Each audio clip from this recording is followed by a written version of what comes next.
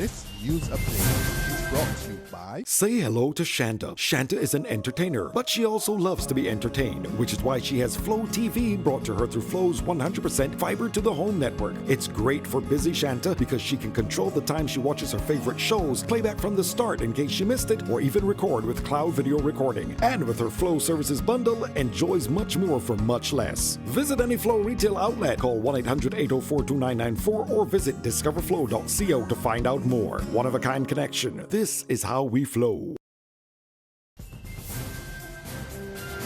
This is the Barbados Today morning news update for Monday, September 12th. Thank you for joining us. I am Mary Claire Williams.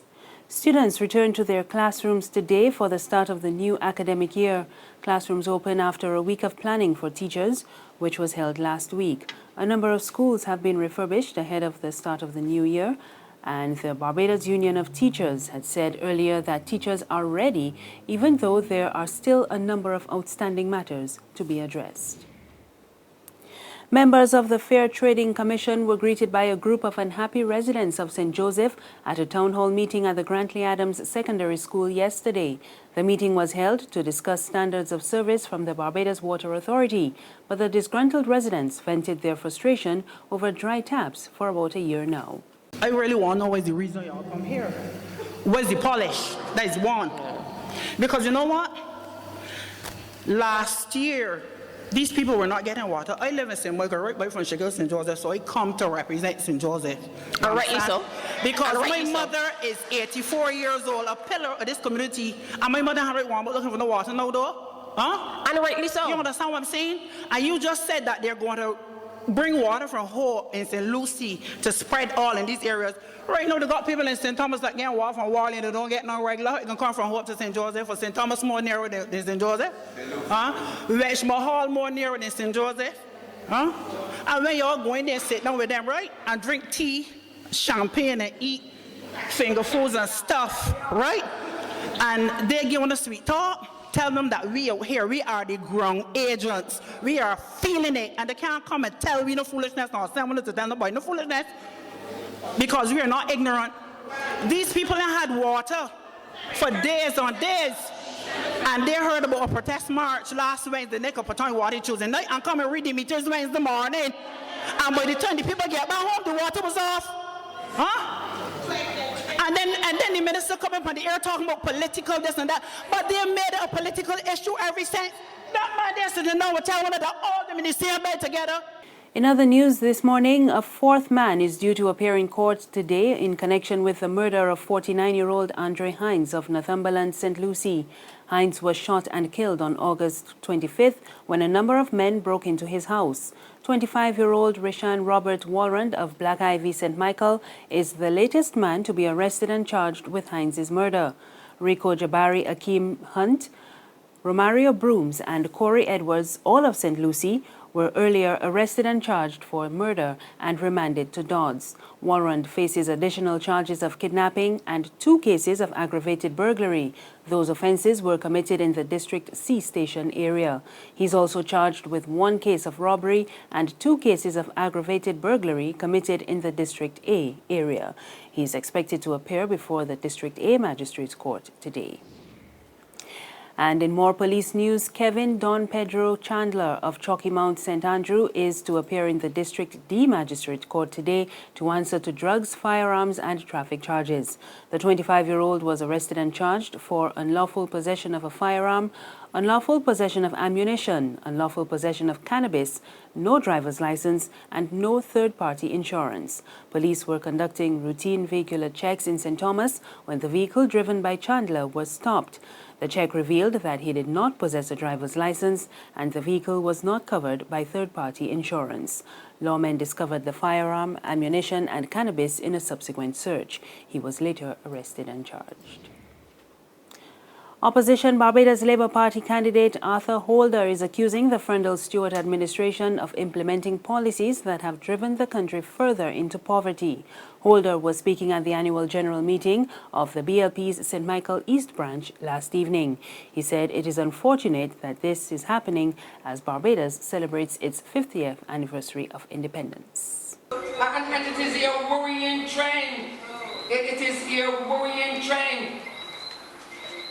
that the Salvation Army is reporting that they can't even feed the amount of people that exist. There are just too many. And there are churches and stuff like that who are now doing soup kitchens. Our church have just started one, and in 2 weeks we started to feed 80 people per week. And we just started 3 weeks now.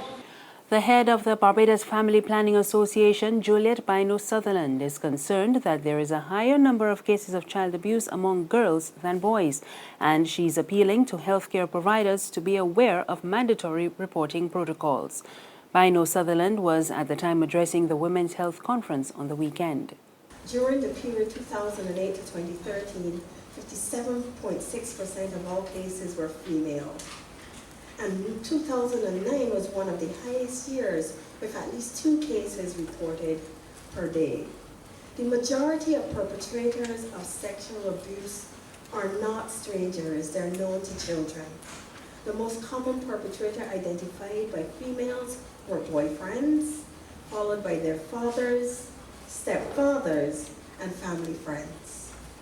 There is, however, a notable increase of mothers being charged as perpetrators for showing children porn or exposing children to sexual acts. These stats are about reported cases.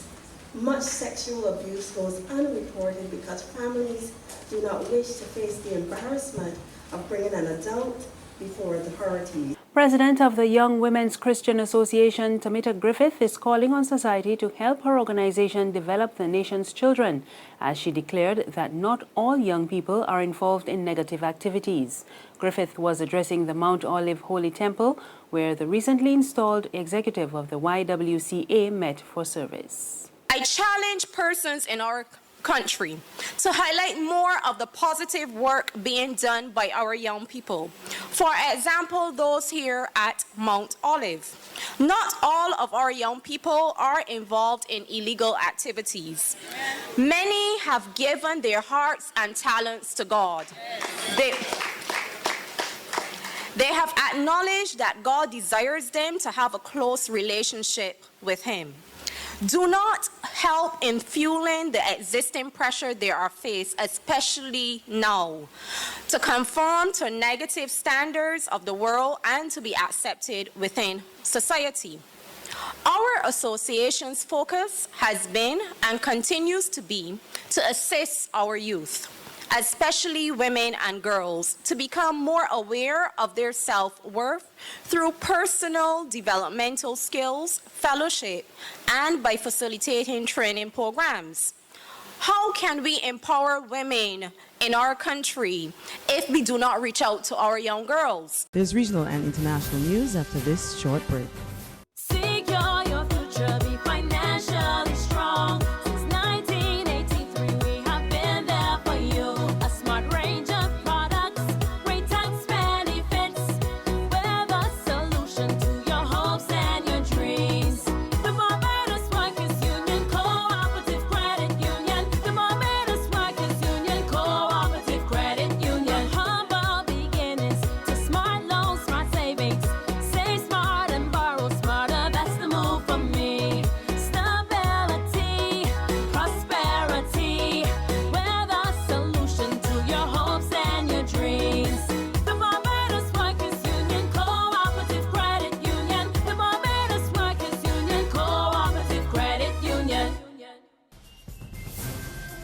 We're back now with news from the region. Representatives of LIAT are to meet this week with the government of St. Vincent and the Grenadines to discuss the airline's service to that country. The meeting comes on the heels of strong criticism from Prime Minister Ralph Gonsalves following the recent cancellation of a number of flights to Kingstown. Dr. Gonsalves was the latest leader of a shareholder government to hit out at LIAT's service. Earlier this year, Dominica's Prime Minister Roosevelt Skerrit also took the airline to task for poor service. In a statement issued on the weekend, LIAT's CEO Julie Reifert Jones confirmed that the airline had cancelled a number of evening services to St. Vincent due to adverse weather conditions. She added that they are constrained by limited financial resources and a lack of financial support from the many territories the airline serves. serves. And she also called for a meeting with regional leaders to discuss the matter. Meanwhile, the Chief Commercial Officer, Lloyd Carswell, added that LIAT is working with major constraints in order to maintain service to the various airlines, to the various Caribbean islands. And Caribbean Airlines has banned the in-flight use of Samsung Galaxy Note 7 smartphones on all flights. The move follows reports from Samsung that the phone's battery poses a threat of fire once it becomes overheated. A statement from the airline said the decision was based on a directive from the Trinidad and Tobago Civil Aviation Authority. CAL says the phone can be taken on board in a passenger's carry-on luggage or on their person, but they must not be used on board. On the international scene, U.S. Democratic presidential candidate Hillary Clinton has been advised to rest and modify her schedule after she was treated for pneumonia. Clinton took ill at a September 11 ceremony yesterday. Her doctor said she was diagnosed with pneumonia on Friday and prescribed antibiotics, but she became dehydrated at the event in New York. Video from the event shows Clinton's aides supporting her into a van after she left the ceremony early. Her doctor said she was now rehydrated and is recovering. It is not clear whether Clinton will maintain her hectic campaign schedule, starting with a series of fundraisers in California today and tomorrow.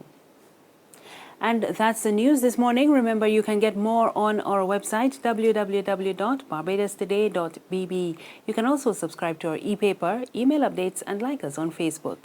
We're on Izumi Media in bus terminals and Screenplay at supermarkets and gas stations near you.